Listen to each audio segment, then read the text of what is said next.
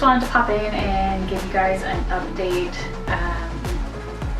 We're out for the weekend this time around, so we're gonna get a better head start on things tomorrow morning, but we just wanted to kind of pop in, let you know some of the things that we figured out over the last couple of weeks. We haven't been able to be out here, so this is kind of our first time back since everything kind of ramped up and began. One thing we did learn, one of the owners that had the house for a whole year in the 80s, their grandson actually sent us a message and sent us off some photos of what the house looked like when his grandparents owned it. And we've spent quite a bit of time talking with him back and forth about what he does know about the house and those kinds of things. So we've clarified that the wraparound deck was not a wraparound, but it was a covered porch and like covered in deck area on the front side of the house where the front door is. And that was taken out at some point, as well as the bay window. And we know that the wall color and one of the paintings for sure, and quite a few pieces of furniture that were still in the house when we bought it, were in the house when his grandparents owned it. So those things have kind of just lived with the house as it's changed hands over the years, which is really cool, especially to see pictures of the house from the 80s and actually be able to be like, that painting is still on our wall in the exact same spot that it was back then. So that was really cool. We did end up getting through the master bedroom, which I'm sure you've seen at this point. And we managed to pull off quite a bit of the walls in there one night, and we started revealing old biscuit boxes, which is why our update came that we now have a biscuit box house.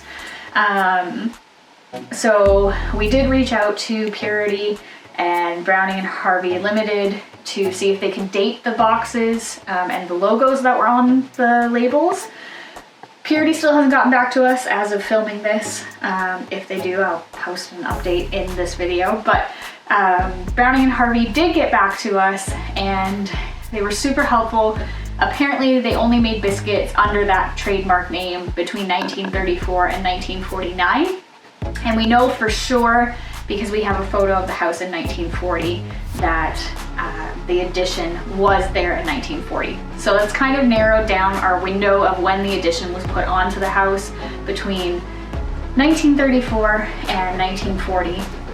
And Megan's mom also let us know a couple of days ago that she was talking to her dad, and Megan's great-great-grandfather was actually the person who put the addition on the house. So that kind of just shows you how small the community really was.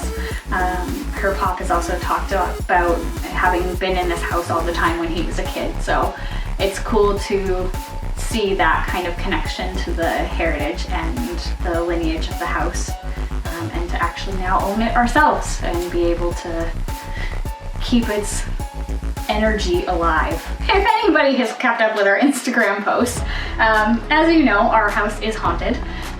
We kind of had suspicions of that going into even buying it, just from posts that we had seen on the heritage group here. But it was quickly verified by experiences that a few of us have had since having the house. And while we were standing outside, our neighbors came over one day and said, oh, by the way, the original, or not the original owner, but the owner that you guys bought the house from, part of his ashes are scattered in your yard. That rock over there is his headstone, which it is indeed his headstone.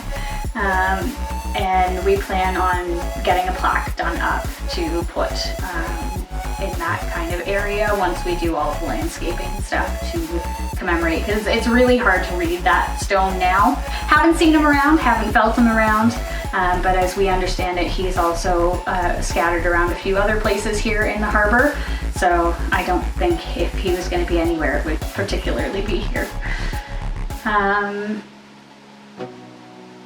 Yeah, other than that, I think we're just going to try and keep on trucking and getting as much done as we possibly can. Megan's dad comes back in June and we are planning on getting a new roof on this. So that'll be our next big project. And hopefully once we get the roof done, she'll be sealed up nice and tight, won't have any leaks anymore, and we can really get into doing the meat and the bones of everything. So for now, we'll just keep on stripping and see how far we can get.